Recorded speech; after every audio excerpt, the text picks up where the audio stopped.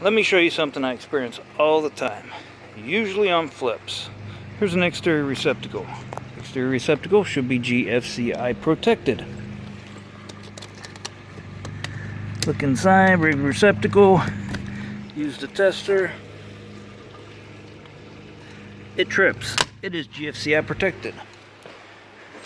So, let's go find the GFCI receptacle. Oh, here you go.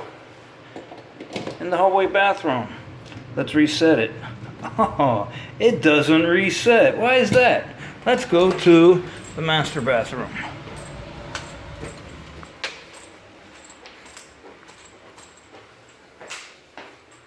Another GFCI receptacle. Let's reset it. Hey, this one's on. Wait, let's go back to the hallway bathroom.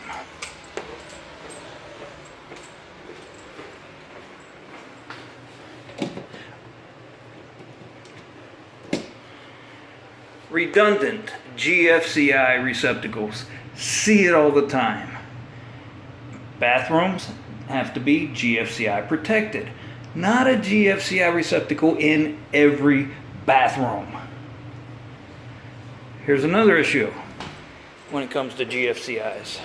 All kitchen countertop receptacles to be GFCI by today's standards. This is a kitchen countertop receptacle.